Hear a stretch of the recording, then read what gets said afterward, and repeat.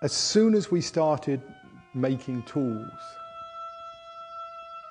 we began this journey to this point. Because we started breaking away from, we changed our relationship to nature. The first thing that probably broke that relationship was the spear.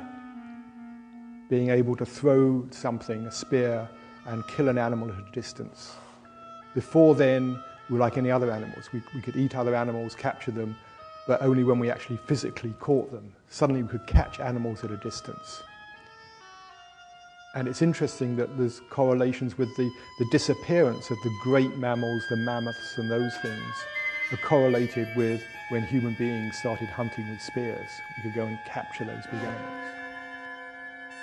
And then the development of the seed, agriculture, being able to plant the seed, again changed our relationship to nature. We could begin to do good things like produce crops, hoard them through the winter, see ourselves through difficult times. All of this was done with the best of intentions to make life easier and better. Fire. Fascinating how once we developed fire, that was a good thing. We could cook food, keep ourselves warm in the winter.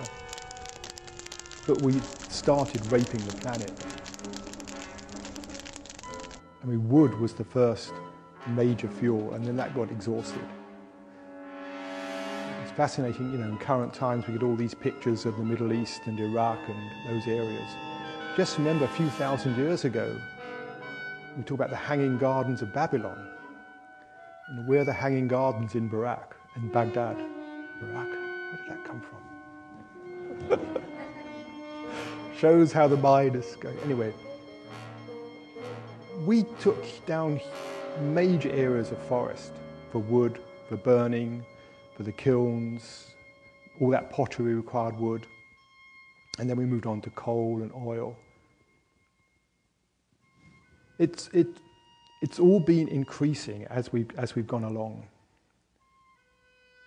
And behind it all has been a mode of human consciousness which we've got sucked into, which says, if you're not happy, if you're not at peace, if you're not feeling okay, do something about it.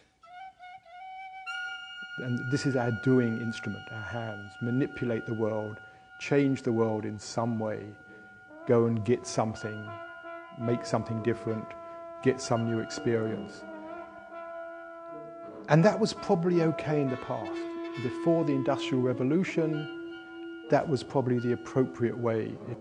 If then you were suffering, it was probably because you were cold, wet, hungry, thirsty, who knows, but probably you were suffering very often because there was something physically amiss and you needed to go out and do something, stoke the fire, whatever it was, to relieve the suffering. We live in a totally different world now.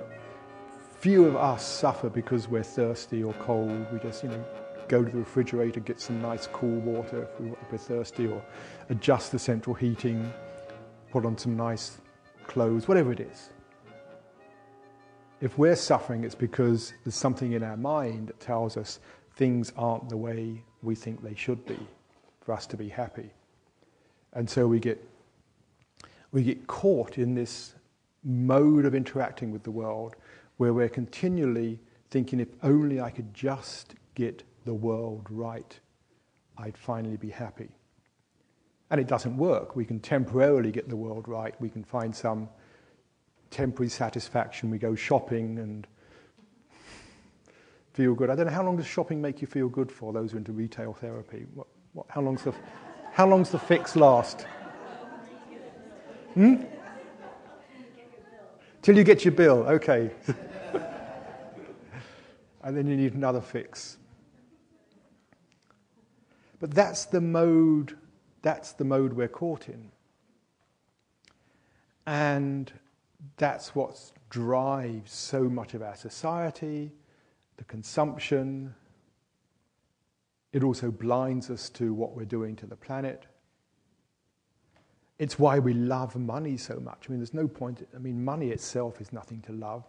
Bits of dirty paper and few electrons in a computer somewhere, but it gives us the power the opportunity to get the things we think will make us happy, or the relationships, the friends, the experiences.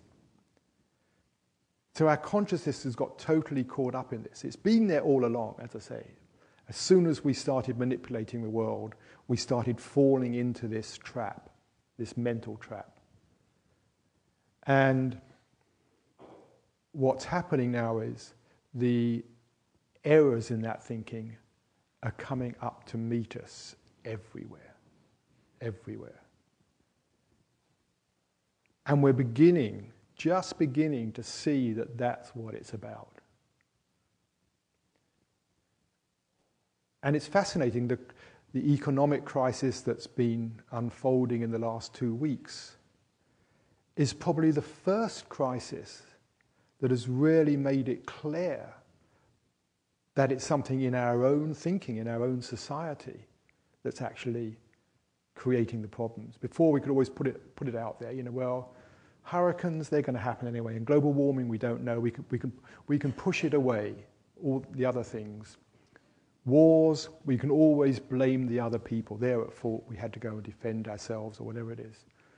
But the economic crisis, is fascinating because it's clearly coming from the greed, the short-sightedness, the self-centeredness of people in our own culture. Of course, we can say it's them, but it's also every one of us who has shares in companies hoping that the price will go up, gambling as we do. It's all of us, but it's coming home that it's something in our consciousness. That's the root of the problem, and I think that's going to get clearer and clearer and clearer. And as it does, it's going to push us more and more into this thing of how do we actually shift consciousness? How do we awaken human consciousness? How do we step out of that old way of thinking?